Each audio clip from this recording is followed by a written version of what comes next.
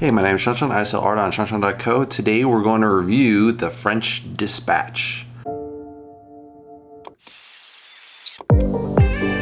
So this is the latest movie by Wes Anderson, who has kind of a really interesting style.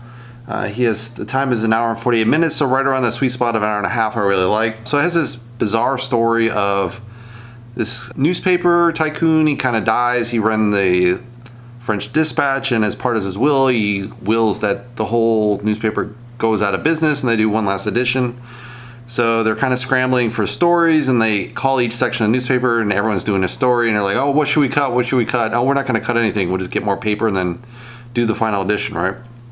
So that's the crux. And then they do different stories related to the whole bizarre French Dispatch, which is a Kansas City magazine set in France for some reason. I'll just say it right off the bat. I think it's the biggest piece of shit for 2021.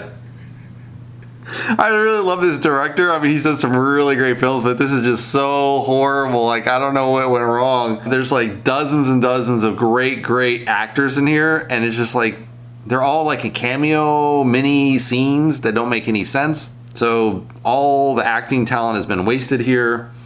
It's literally all style with literally no cohesive story to tie all the different parts together. If you look at, say, Pulp Fiction, it was like multiple stories strung together, but somehow it kind of comes together.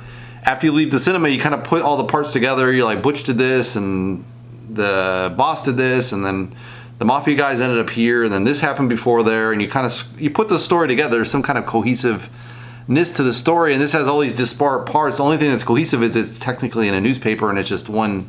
But none of the stories have anything to do with each other. None of the writers have anything to do with the other writers. Just they're writing in the same newspaper, and none of it makes sense. It's just all style with no substance, no cohesive story. I mean, there's kind of a story in each little story, but none of them kind of make sense, and there's no moral tale to the story. I don't know why they're even doing these stories. They're also a weird thing with the styles they do. Part of it's action and part of it is cartoon. So you have cartoon and mixed with live action and black and white, mixed in with live action and color, and then cartoon, and then live action and black and white, and live action and color. And there's just no rhyme or reason why there's color in black and white. Like if you look at Schindler's List, for example, you know, he shot the whole movie in black and white except for this little segments where this girl's running through and she's getting sent to the Holocaust, and she's in color. So it kind of really pulls the audience into like, oh my God, that would have been me as a kid being sent to my death in the Holocaust in this horrible event.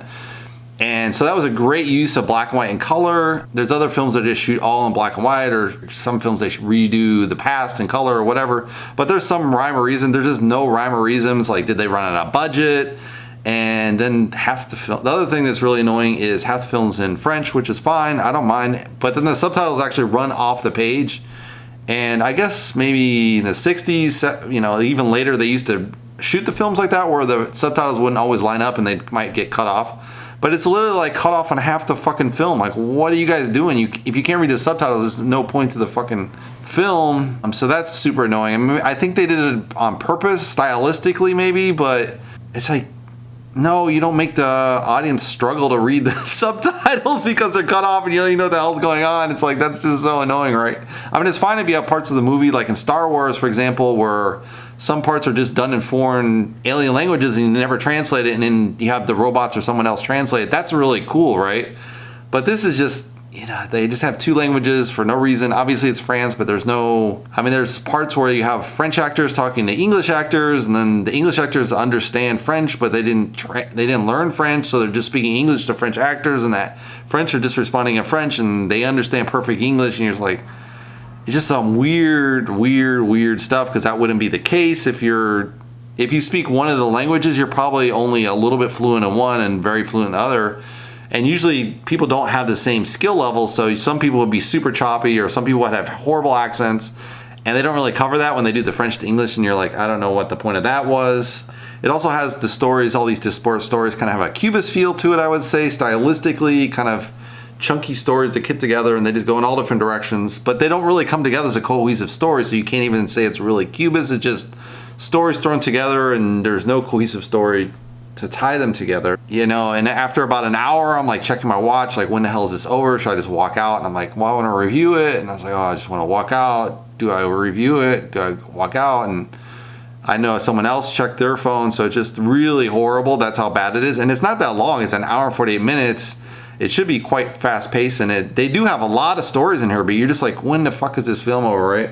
It's kind of weird. It's also kind of part theater, part schizophrenia, which is Wes Anderson's style, which is fine. I don't have any problem with having a very stylized film as long as there's a cohesive story. Like he did some film where there was dogs and it was all kind of cartoon style, and they go to this island, this horrible, torturing animals and all kind of stuff. It's terrible, but the story is great, right? It just kind of hangs together, and there's just none of the story hangs together.